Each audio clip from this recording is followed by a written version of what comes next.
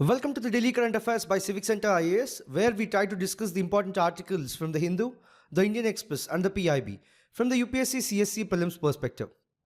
Displayed are the list of articles which we are going to discuss in today's video.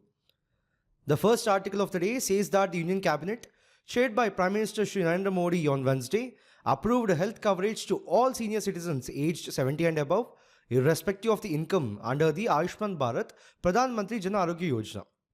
Significantly, this will benefit nearly 4.5 crore families with 6 crore senior citizens by providing 5 lakh free health insurance cover on a family basis.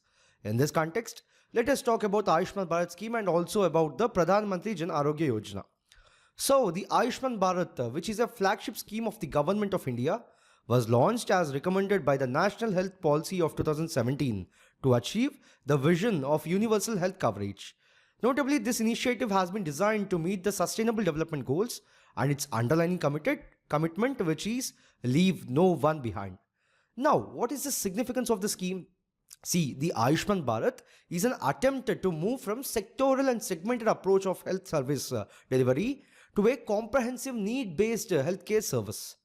Furthermore, this scheme aims to undertake path-breaking interventions to holistically address the healthcare system, covering prevention, promotion, and ambulatory care at the primary, secondary, and tertiary level. Significantly, the Ayushman Bharat adopts a continuum of care approach comprising of two interrelated components, which are firstly health and wellness centers. See, in February of 2018, the Government of India announced the creation of 150,000 health and wellness centers by transforming the existing sub-centers and the primary healthcare centers. Notably, these centers are to deliver comprehensive primary healthcare, bringing healthcare closer to the homes of people. Furthermore, they cover both the maternal and child health services and non-communicable diseases, including free essential drugs and diagnostic services. Then the second component is Pradhan Mantri Jan Arogya Yojana. See, the PM-eBus is the world's largest health insurance or assurance scheme, fully financed by the government. Know that it provides a cover of 5 lakh rupees per family per year for secondary and tertiary care hospitalization across the public and private empaneled hospitals in India. Moving on to talk about its features. See, the PM-eBus provides cashless access to healthcare services for the beneficiary at the point of the service. So, it covers up to 3 days of pre-hospitalization and 15 days post-hospitalization expenses such as diagnostics and medicines. Know that there is no restriction on the family size, age, or gender. Furthermore, all pre-existing conditions are covered from day one. Notably, the benefits of the scheme are portable across the country. That is, a beneficiary can visit any empaneled public or private hospital in India to avail cashless treatment. Significantly, the National Health Authority has been constituted as an autonomous entity under the Society Registration Act of 1860 for effective implementation of PM-eBus in alliance with the state governments. Additionally, the state health agency is the apex body of the state government responsible for the implementation of Ayushman Bharat Pradhan Mantri Jan Arogya Yojana in the state. The second article of the day says that the Union Cabinet approved a Mission Mausam on Wednesday with an outlay of 2,000 crores. In this context, let us talk about this mission. So, what is the Mission Mausam about? See, it is envisaged to be a multifaceted and transformative initiative to tremendously boost India's weather and climate-related science, research and services. Then, why is the mission significant? See, it will help to better equip stakeholders, including the citizens and the last mile users, in tackling weather events and the impacts of climate change. Also, the ambitious program will help broaden capacity and resilience across the communities, sectors, and ecosystems in the long run. Furthermore, as part of Mission Mausam, India will exponentially expound research and development and capacity in the atmospheric sciences, especially weather surveillance, modeling, forecasting, and management. Then, what are the benefits of the scheme? See, the mission will focus on improving observations and understanding to deliver highly accurate and timely weather and climate information across temporal and spatial scales. So, this includes information on monsoon, air quality, extreme weather events, cyclones, and weather interventions for managing fog, hail, and rain. Significantly, by integrating advanced observation systems, high-performance computing, and cutting-edge technologies like artificial intelligence and machine learning, Mission Mausam will set a new benchmark for predicting weather with high precision. Additionally, critical elements of Mission Mausam will include the deployment of next-generation radars and satellite systems with advanced sensors and high-performance supercomputers, the development of improved Earth system models, and a GIS-based automated decision support system for real-time data dissemination. Remember that the Mission Mausam is to chiefly implemented by the Ministry of Earth Sciences. So, three institutes of the Ministry of Earth Sciences, which are the Indian Meteorological Department, the Indian Institute of Tropical Meteorology, and the National Center for Medium Range Weather Forecasting, will primarily implement Mission Mausam. The third article of the day says that the Union Cabinet on Wednesday approved a scheme with an outlay of 10,900 crore rupees to provide for procurement of e-buses as well as for setting up more than 72,000 charging stations for electronic vehicle batteries in cities and on highways to address range anxiety among the buyers. In this context, let us talk about PM Drive scheme. See, the Union Cabinet, chaired by Prime Minister Shri Narendra Modi, has approved the proposal of the Ministry of Heavy Industries for the implementation of the scheme titled PM Electric Drive Revolution in Innovative Vehicle Enhancement Drive Scheme. In short, it is called the PM-eDrive scheme for the promotion of electrical mobility in the country. Know that the scheme has an outlay of 10,900 crore rupees over a period of 2 years. Then, what are the major components of the scheme? See, under the scheme, subsidies or demand incentives worth 3,679 crores have been provided to incentivize electrical two-wheelers, electrical three-wheelers, electric ambulance, electric trucks, and other emerging EVs.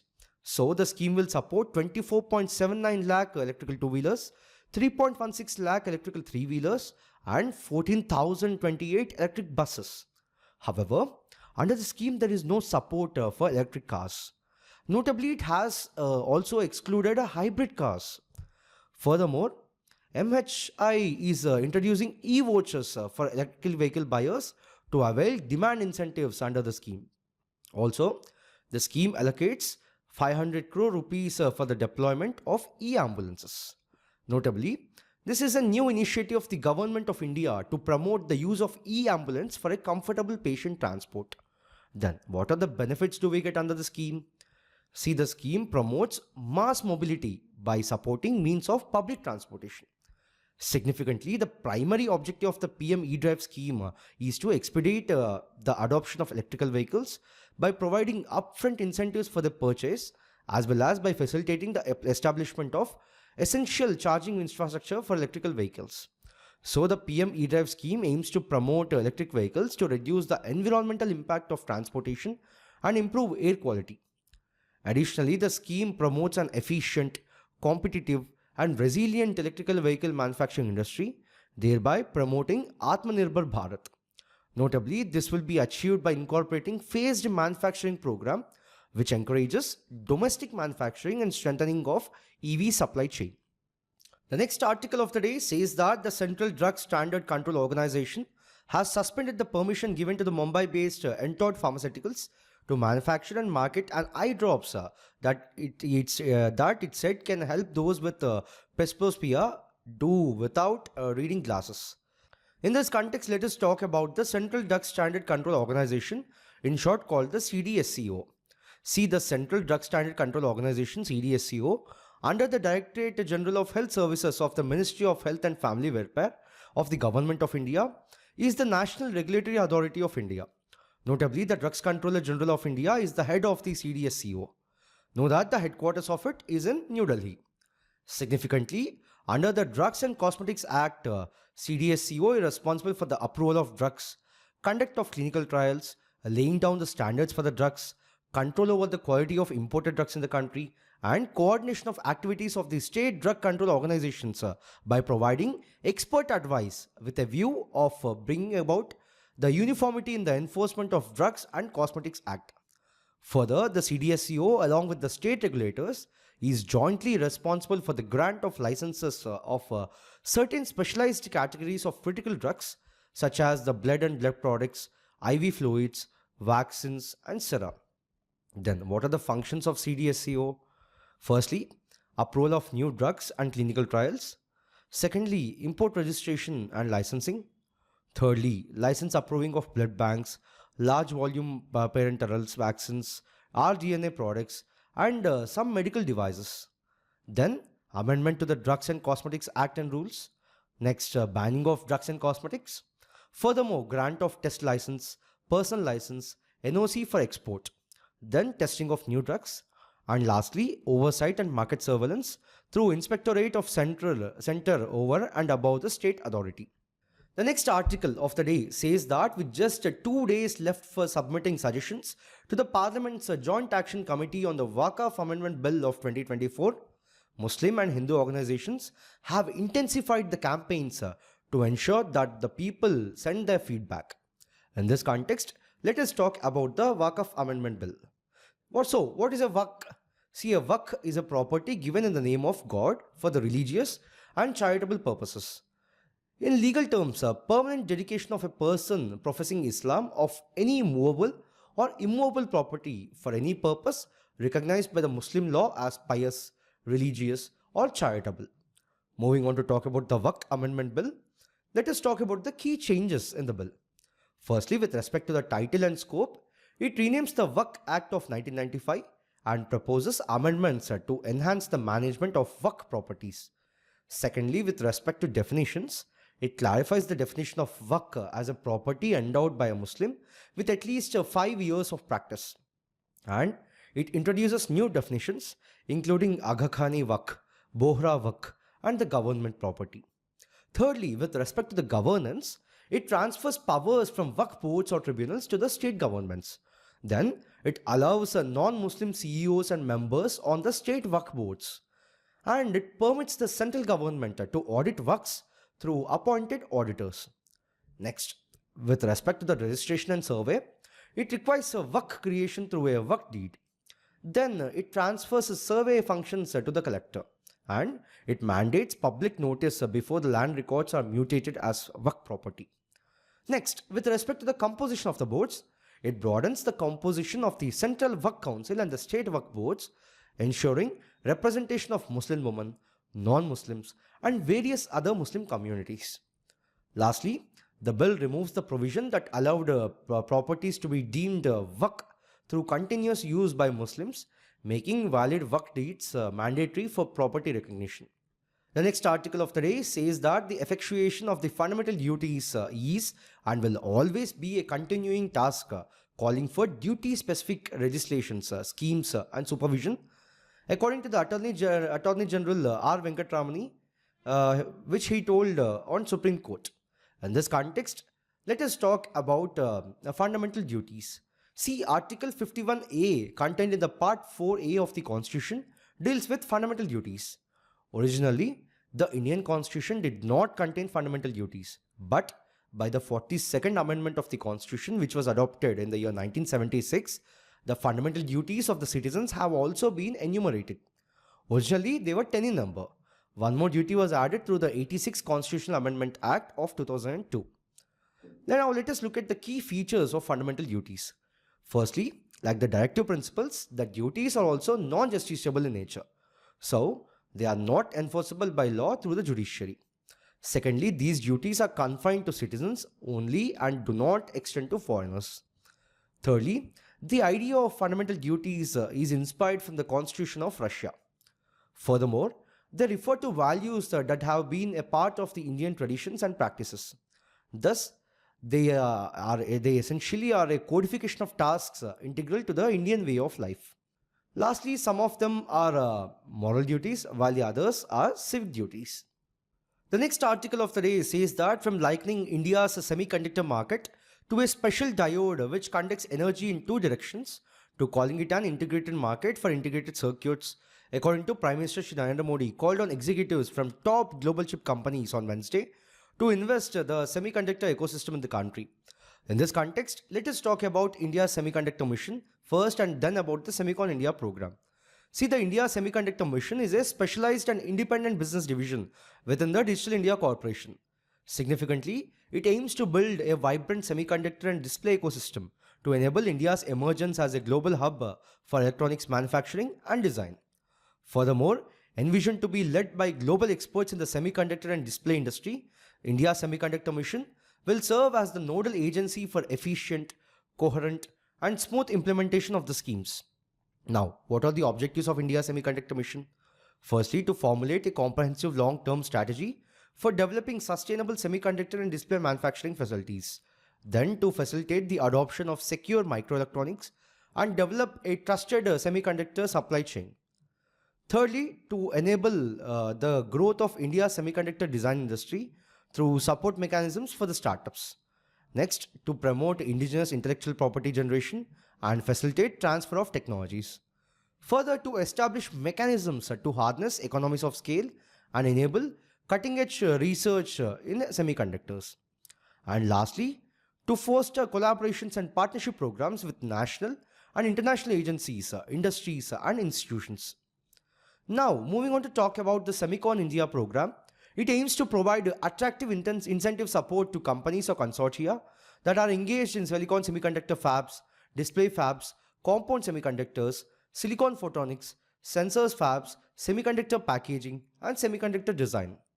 Notably, the program will give an impetus to the semiconductor and display manufacturing by facilitating capital support and technological collaborations. The next article says that the Union Cabinet on Wednesday approved the implementation of the fourth phase of Pradhan Mantri Gram Sadak Yojana for the construction of 62,500 km of new roads providing all-weather connectivity to 25,000 villages. In this context, let us talk about the Pradhan Mantri Gram Sadak Yojana. See, the Pradhan Mantri Gram Sadak Yojana was launched in 2000 by the Government of India to provide connectivity to unconnected habitations as part of a poverty reduction strategy. Notably, the Government of India is endeavoring to set high and uniform technical and management standards and facilitating policy development and planning at the state level in order to ensure sustainable management of rural nodes network. Know that it aims to assist the states in providing all-weather road connectivity to all eligible unconnected habitations in the rural areas. If you have to look at the prominent features of the scheme, firstly, proper decentralized planning for the building of roads. Secondly, to build the roads according to the Indian Road Congress and Rural Roads Manual.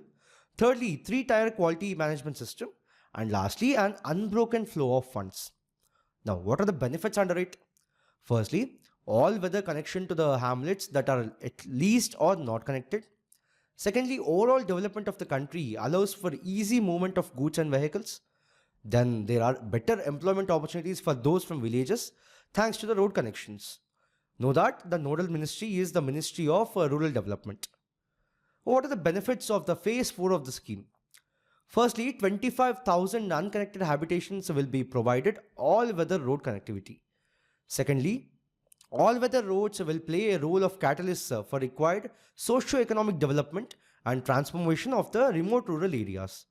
Thirdly, while connecting habitations, the nearby government, educational, health, market, growth centers will be connected as far as feasible with all-weather road for the benefit of the local people. Then the Pradhan Mantri Gram Sadak Yojana Phase 4 will incorporate international benchmarks and best practices under the road connections such as cold mix technology and waste plastic, paneled cement concrete, self-filled concrete, full depth reclamation, use of construction waste and other waste such as fly ash, steel slag, etc. Notably, the PM-GSY Phase 4 road alignment planning will be undertaken through the PM Gati Shakti portal. Furthermore, the planning tool on the PM Gati Shakti portal will also assist the DPR preparation. The last article of the day says that the Union Cabinet, chaired by Prime Minister Shri Narendra Modi, has approved the PM-eBus Sewa Payment Security Mechanism Scheme, in short called the PSM scheme, for the procurement and operation of electric buses by public transport authorities with an outlay of 3,435.33 crores. In this context, let us talk about the PM-eBus Sewa Scheme. See, the Government of India has launched the PM-eBus Sewa Scheme on 16th of August 2023 with the aim to augment bus operations by deployment of 10,000 electric buses on PPP model, which is nothing but the public-private partnership model. At present, the majority of the buses are operated by the public transport authorities, run on diesel or CNG, causing adverse environmental impact. Then on the other hand, e-buses are environment friendly and have a lower operational cost. Then what is the significance of it? See, firstly, it is to address the high capital cost of e-buses. Public transport authorities induct these buses through public-private partnership on gross cost contract model. Furthermore, the PTAs are not required to pay the upfront cost of the bus under the GCC model. Instead, original equipment manufacturer or the operators procure and operate the e-buses for the PTAs with monthly payments. However, the OEMs or the operators are hesitant to engage in this model due to the concerns about potential payment defaults. Notably, this initiative seeks to facilitate adoption of e-buses by encouraging private sector participation. Lastly, the scheme will provide benefits to all public transport authorities present in the states or the UTs who opt for the scheme. If we have to talk about the features, firstly, it is about reaching the unreached. Secondly, it facilitates a direct employment generation. Further, the scheme has two segments. The first one is segment A, which is about augmenting the city bus services in 169 cities. So, the approved bus scheme will augment the city bus operations with 10,000 e-buses on public-private partnership model. Furthermore, the associated infrastructure will provide support for the development or upgradation of the depot infrastructure and creation of a behind-the-meter power infrastructure for electric buses. Then the segment B, which is about the green urban mobility initiatives, in short called the GUMI, in 181 cities. Under this, the scheme envisages green initiatives like bus priority, infrastructure, multimodal interchange facilities, NCMC-based automated fare collection systems, charging infrastructure, etc. Further, it also provides support for the operation and the boost to e-mobility. So, in this video, we have discussed 9 articles in total from the Hindu, the Indian Express and the PIB from the UPSC CSC prelims perspective. We'll be back with another video tomorrow. Thank you.